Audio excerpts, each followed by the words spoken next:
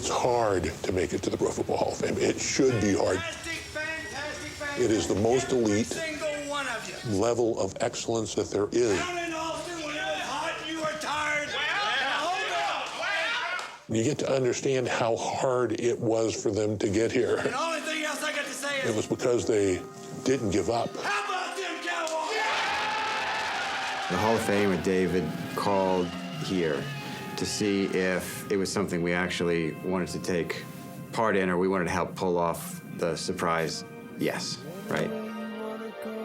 There was only a handful of people who knew. Guys, I want to show Andrew the A wall at the top of the show. Normally, in real life, when you have a guy the size of David Baker knocking on your door, you're not answering the door.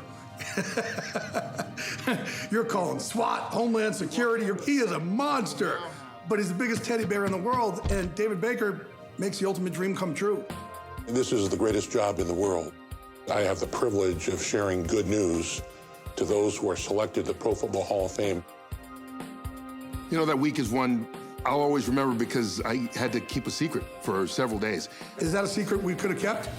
No shot. On Saturday, David Baker goes on the CBS pregame show, announces that Bill Cowher is going in. For the game. Jimmy is like, well, if it's going to happen, it'll probably happen this weekend. And so we go into Sunday, and our pregame show happens, and there's no David Baker. I was worked up about it. Howie was worked up about it. Terry was worked up about it. So Jimmy believes that there's no chance he's going in. We honestly didn't do it to torment him. We knew more people would be watching at halftime and be able to get Troy's reaction. 21-3 at the half. Visa halftime coming up. From a director's standpoint, I was extraordinarily conscious of knowing what the moment really was because we weren't going to get a second chance at it. One surprise guest. We knew how much it meant to Jimmy. When it's this man coming in right now. The moment Baker came out, Jimmy knew. And you could see the look in his face. And first, it was a gasp. How are you doing, sir? Good. Hall of Famer. Great to see you. Thank you, Coach, for all you've done As for the much game. as I wanted to cut away to Michael's reaction and Kurt's reaction and Terry's reaction because I was so happy for him. The moment was with Jimmy. It's my great honor to tell you that you're going to be the 328th Hall of Famer into the Pro Football Hall of Fame. And your legacy is going to be in Canton, Ohio forever. Congratulations, Coach. All of a sudden, cut to the live shot at the game, and you could see the tears coming down Troy's face. What was special about this one was not just that it was on national TV, but that there were other guys there that could feel that they were a part of it. I think the surprise worked exactly like we'd hoped it would, maybe better than we'd hoped it would. This is so special to me because when you put in the work that we put in, it's nice to know people appreciate it. Love you, JJ. Love you. Amen to that, brother. Love you. That moment will never be matched. I've been with Fox since 1997. I've been on the pregame show since 2006. I would argue this may be the biggest, most special moment in the history of Fox Sports.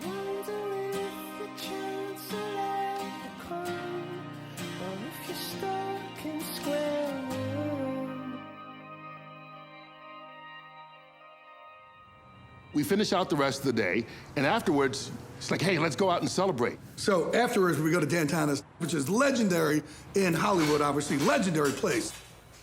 My name is Rafi. I work at Dantana's in West Hollywood, and I am the bartender here. Football is a really big thing here for us. Every Sunday I have it on during football season. It's bigger than baseball, bigger than basketball, bigger than any of it. It was a place that I would frequent each and every night. And on this particular night, I got dropped off. The door swung open, and the party was in full swing. Congratulations. Television was playing, and it kept being replayed on other networks before the Sunday night game. So every time it would come on, everybody in the restaurant would start clapping and cheering again. People there, they start throwing up napkins, and they start singing, Happy Hall of Fame, Coach Johnson. Everybody just went nuts. Glazer got up and started singing something, leading the whole room into a song and dance. Billy went over there and sat next to Jimmy Johnson. I was drawn to the loudest part of the room, which was back in the corner, and I slid up to the bar. And of course, you recognize the beard right away, and you're like, wait a minute, is that Billy Gibbons? There was the gang, and they said, did you bring your guitar? How about playing one? And I said, well, I think we could drum something up.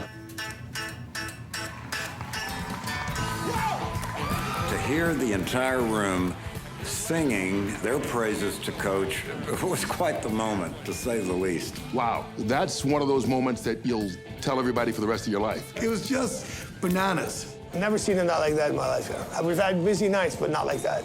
That was a night for me that'll stand out for probably the rest of my life when I retire, sitting in the rocking chair. I was looking for a way home, and the next thing I knew, the door swung open, and the crew ushered me into their ride. They said, "We know you live close by. Hop in." All I can say is it turned out to be a great night.